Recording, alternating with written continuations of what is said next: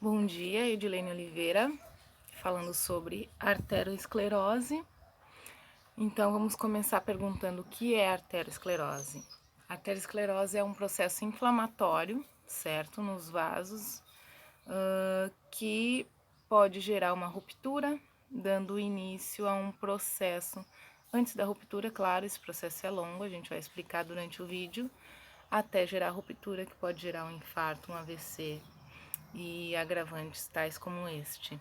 Então, assim, para a gente entender, a gente vai falar sobre as lipoproteínas.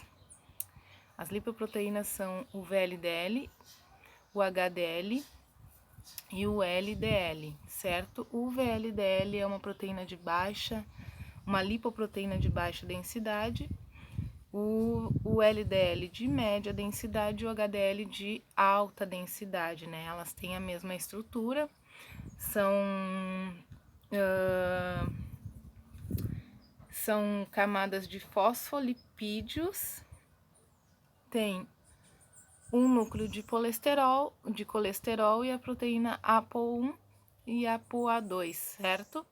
Então, assim, o HDL, a diferença dele é que ele é anti-inflamatório, enquanto as outras duas, o LDL e o VLDL, são pró-inflamatórios, né? Eles causam mais inflamação no organismo.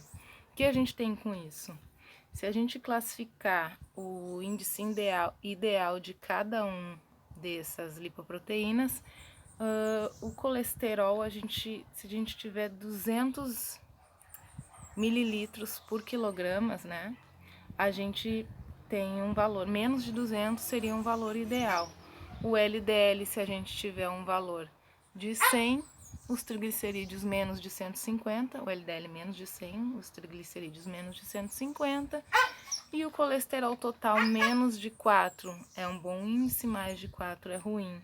O HDL acima de 60 é bom, e menos de 40 a gente já tem um índice ruim. Né? Dando seguimento a isso, a gente entendendo tudo isso, a doença de dislipidemia, né, que são causadas por essas proteínas, lipoproteínas, a dislipidemia severa ela pode ser vista até mesmo no plasma, quando a gente faz um exame, certo? Com isso, o plasma fica mais grosseiro, não fica transparente, fica com uma aparência mais viscosa, mais leitosa, enfim, a gente vê até mesmo por ali. Isso pode causar sérios danos para o nosso organismo, né? Quando a gente tem um histórico também familiar ruim, se eu já tive um histórico ou alguém já teve um histórico na família, isso também é um fator importante. Os marcadores que a gente vê de frequência cardíaca e pressão arterial são maiores em quem já tem histórico do que em não tem esse histórico. Mesmo eles estando no índice normal, de normalidade, eles já estão acima, né, para a idade e acima dos que não têm histórico. Então, histórico é um ponto bem importante. Assim, no histórico também a gente vê o colesterol total, o LDL, os triglicerídeos também aumentados, né, para quem tem histórico. Então, o componente genético e o ambiente são fatores influenciadores e bem relevantes. Então, como que é o processo da arteriosclerose? O fluxo sanguíneo, né, ocorre normalmente. E com eles a gente tem gerando, desculpa, vamos de novo, o processo. A gente tem vários conteúdos dentro da nossa corrente sanguínea, certo? Entre eles o LDL. O LDL, ele pode se oxidar dentro da corrente sanguínea. E ele se oxidando, se ele permanecer na corrente sanguínea, ele passa normalmente, vai fazer o seu trajeto normal. Mas se ele oxida e vai até o endotélio, a gente sabe que o endotélio, com um fluxo muito atritoso, muito forte, ele pode levar o LDL para baixo, para o meio subendotelial, e com isso ele vai gerar má fluidez do sangue. Não, desculpa, deixa eu retomar as minhas ideias.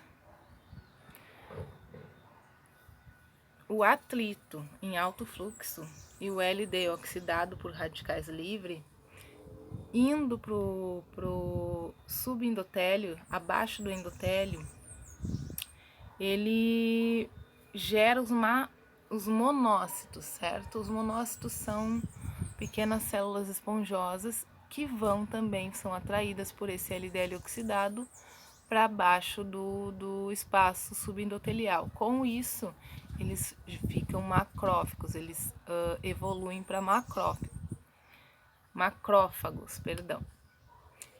Eles evoluindo para macrófagos, eles atraem mais monócitos, certo? Por diapedese. Então, eles vão atraindo mais monócitos, vão para o subendotélio, evoluem para macrófagos e assim é uma corrente, um ciclo vicioso, certo? Uma corrente que se refaz e refaz durante um tempo bastante longo, né? Isso acontece uma vez e se isso se acumula, vai acumulando no subendotélio, diminui o fluxo dos vasos sanguíneos, né? O espaço fica menor e com isso a gente vai tendo ao longo dos anos um processo inflamatório no espaço subendotelial que vai fazer com que o fluxo sanguíneo fique mais veloz, vai atritar mais, vai gerar mais LDL. Esse é o processo que vai se acumulando, certo? Quando esse processo entra nesse ciclo vicioso, ele evolui. Primeiro eles viram as células esponjosas. Das células esponjosas eles criam estrias gordurosas. Das estrias eles vão evoluindo, vão criar até chegar no ateroma. Chegando no ateroma, ele pode evoluir para uma ruptura, certo? Onde ele obstrui totalmente o vaso sanguíneo e gera uma pele fibrosa. Com isso, esse processo vai gerar provavelmente uma ruptura na maioria dos casos, ou em alguns casos, certo? E a gente tem como retroceder esse processo? A gente sabe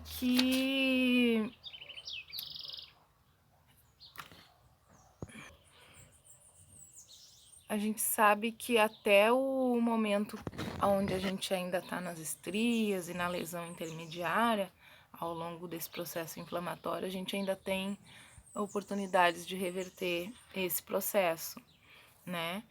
O que o treinamento físico faz com isso, então? Se a gente adquire esse processo e já está num nível mais avançado. O treinamento físico diminui os índices de triglicerídeos, de LDL, de VLDL e aumenta o HDL. A gente sabe que essa resposta é bem individual. Tem casos que não respondem bem ao HDL, não tem aumento do HDL. Então, são respostas bem individuais de cada organismo, né? Depende de fatores ambientais, individuais, de metabolismo, enfim, envolvem vários fatores, mas a gente sabe que tem os dois processos. Mas pensando que a gente diminui os triglicerídeos, diminui o colesterol total, algumas vezes, diminui o processo oxidativo do LDL, a gente tem um ganho bem extensivo com o treinamento físico, uma prática de atividade física, certo? Então, isso com a ajuda de uma boa nutrição ou de um nutricionista, de uma pessoa especializada em nutrição, que saiba o teu relatório familiar, que saiba a tua forma de se alimentar, a tua vida diária de trabalho, isso tudo com acompanhamento integrado, é o que eu acredito, de um nutricionista com um educador físico, pode dar uma melhora muito relevante nesse processo, né? Porque daí tu vai ter dois profissionais que trabalham com a saúde, trabalhando em conjunto, sabendo como é a tua vida diária e te dando um aporte necessário para esse retorno à saúde, né? Ou diminuição do colesterol total e dos outros fatores triglicerídeos, LDL, VLDL, que podem acarretar possivelmente num infarto. E o LDL em indivíduos treinados, ele fica mais resistente à oxidação. A gente tem com isso uma diferença nos sedentários, né? Que ele se oxida com mais facilidade. Pensando nisso, o exercício diminui o processo arteriosclerose, pode diminuir. né, evitando os fatores de ruptura, se a gente estiver na metade do processo, pensando que a gente leva 40 anos desenvolvendo esse processo. E a gente também tem o fator que, dentro das plaquetas, os fatores das atividades das plaquetas que reagem no fígado, elas geram a proteína C reativa, né? Dentro de um processo, passando pelo fígado, essa proteína C reativa é um importante fator de risco cardiovascular. E ela muito aumentada também tem um excesso, ela tem um risco total se ela está em conjunto com colesterol total aumentado. Então a gente precisa pensar nesses fatores. As duas juntas aumentam o fator de risco cardiovascular em até 6 vezes, então bem importante, bem relevante, certo? E se a gente avaliar os níveis de proteína C, eles são diminuídos com a indução de exercício físico. Então a gente tem menos o processo de inflamação, né, esse ciclo vicioso que eu expliquei antes, de inflamação vascular. E vamos dizer que a gente treina um indivíduo junto com um acompanhamento nutricional de 3 a 5 vezes por semana, durante uns 10 meses. Ele vai ter uma boa resposta, sim. Com certeza, na maioria dos casos, eles recuperam. E se o indivíduo já teve um infarto, a gente pode recuperar ele? A gente vai preparar um treinamento também especializado, vai fazer com que ele se envolva com o treinamento, que ele adquira mais consciência sobre o processo e como, né, conseguir amenizá-lo e não gerar um novo processo de ruptura, um novo infarto, enfim, um novo agravante para a sua saúde, para a sua qualidade de vida. Então, exercício físico, sim, antes de ocorrer a ruptura e após, né, esse processo, ele é um ótimo fator de melhoria da saúde. Então pronto, concluindo esse vídeo, o exercício tem melhora no perfil lipídico,